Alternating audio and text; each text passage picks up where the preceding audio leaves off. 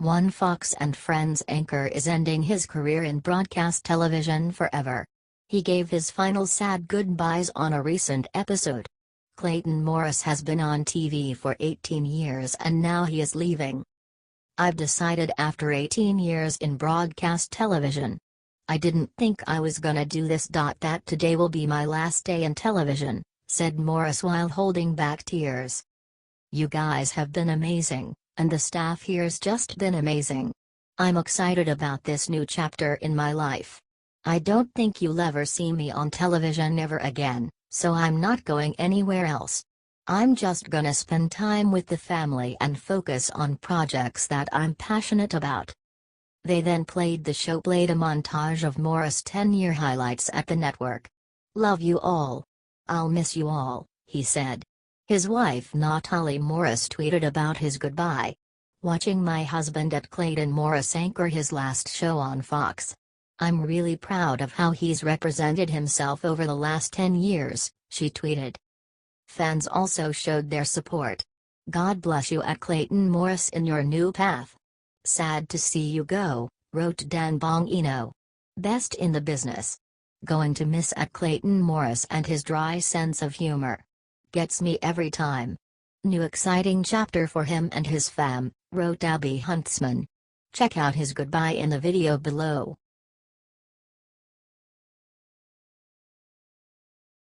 The total annihilation of a country. Mattis slams North Korea with a brutal threat. North Korea's very dangerous nuclear missile tests have been getting more and more out of hand. Secretary of Defense General Mattis made a statement against Kim Jong-un that should leave him terrified.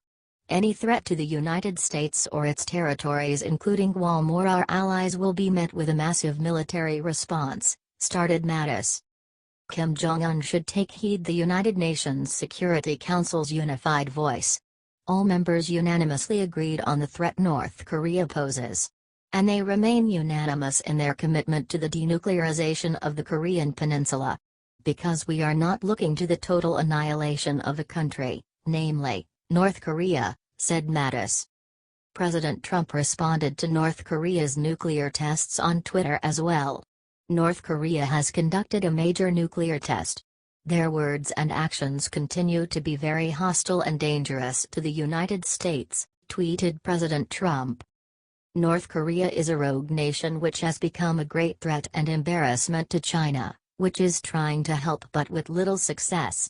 South Korea is finding, as I have told them, that their talk of appeasement with North Korea will not work. They only understand one thing," said President Trump. The White House also put out a statement. President Trump reaffirmed the commitment of the United States to defending our homeland, territories, and allies using the full range of diplomatic, conventional, and nuclear capabilities at our disposal, it said. "What do you think needs to be done about North Korea?"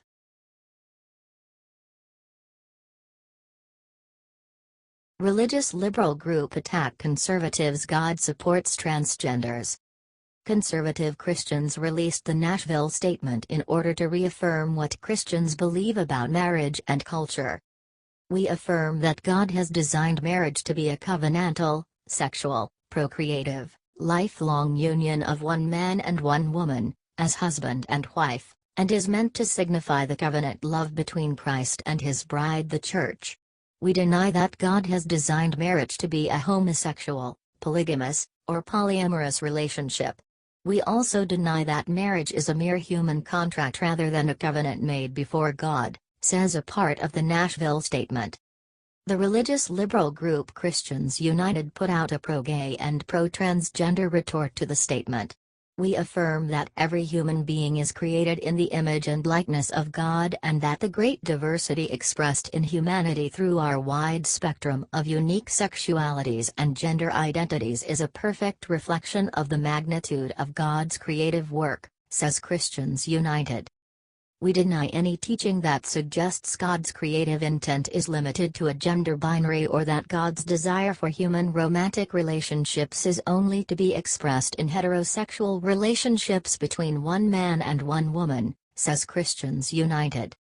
We deny that forcing individuals to embrace a gender identity that matches the cultural assumptions based on their biology is a healthy practice, and that the heterosexual, male, female binary is the only consistent reflection of God's holy purposes in creation, it says.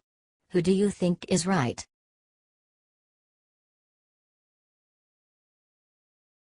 Spare me the lectures on compassion. Secret Service's Dan Bongino crushes Libs over DACA. Former Secret Service agent Dan Bongino spoke out against DACA and the shocking amount of GOP congressmen who support DACA. "You can't accept an entire class of people from the rule of law," said Bongino. He attacked the liberals who think that it is cruel to hold illegals accountable. "Spare me, liberals, please, the lectures on compassion. Spare me. We are the most compassionate country on earth. If you were to do what you did in the United States and come here legally in almost any other country in the world, you'd be getting a kick in the butt out of that country the next day," said Bongino. "We take in millions, millions of people of the course of decades into this great country. We support them, we do not let them fail, and we give them every avenue to succeed. So spare me the lectures on compassion," said Bongino. "It's amazing how, Congress, they prioritize things. When American citizens are impacted by the devastating effects of Obamacare, we have a major storm. Where's the pressing need then?" said Bongino. "Any Republican who votes for this, to institute DACA legislatively, good luck in the primary on that one.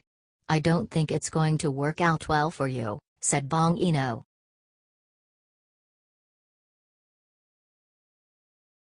Ethics group launches attack against President Trump for wearing a hat that says USA on it. The group Crew, or Citizens for Responsibility and Ethics in Washington, claims that it uses aggressive legal action, in-depth research, and bold communications to reduce the influence of money in politics and help foster a government that is ethical and accountable. "We highlight abuses, change behavior, and lay the groundwork for new policies and approaches that encourage public officials to work for the benefit of the people, not powerful interests," it says. Although that sounds nice and good, it turns out they are just an obsessed anti-Trump group with Trump derangement syndrome. This ethic group is pissed off at President Trump for wearing a hat that says USA. Yup. As at Real Donald Trump leaves for Texas, he makes sure he's carrying the hats he's been advertising yours for just $40 on his campaign website, they wrote. They are angry at him for wearing a patriotic American hat that he also sells on his website. There is really nothing illegal or even unethical about it. However, some Twitter followers were infuriated that he would wear this hat that says U.S.A.'. "I hope there's a surge in the hurricane that kills him. And I don't wish death on anyone, I just don't think he's ever getting impeached," wrote one user. Other followers let the group know just how stupid they are. "You are aware he literally brings his hat with him pretty much everywhere he goes.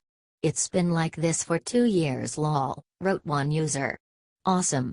Thanks for the link, I want to get one, but I really want a Nat Flotus hat. 100% want to support #MAGA, wrote another.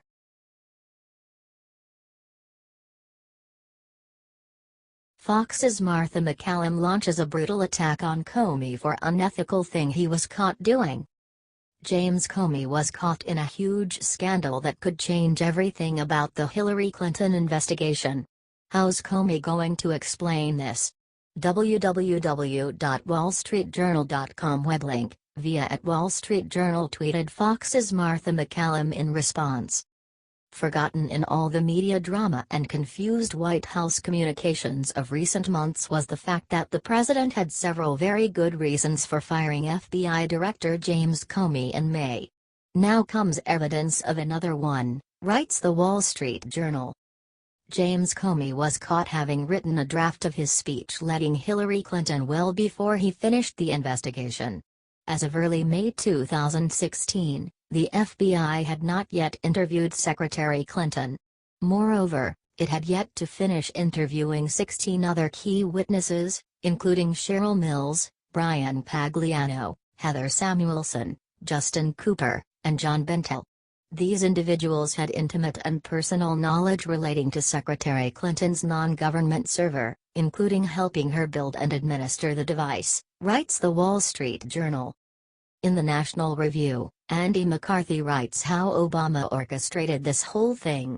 The decision not to indict Hillary Clinton was not made by then FBI Director Comey. It was made by President Obama and his Justice Department, Comey's superiors, wrote McCarthy. If you want to say Comey went along for the ride rather than bucking the tide, as he concedes doing when Lynch directed him to call the Clinton probe a matter, not an investigation, that's fair. But the fact that Comey already knew in April what he would say in July has long been perfectly obvious. The Obama administration was going to follow its leader, he wrote.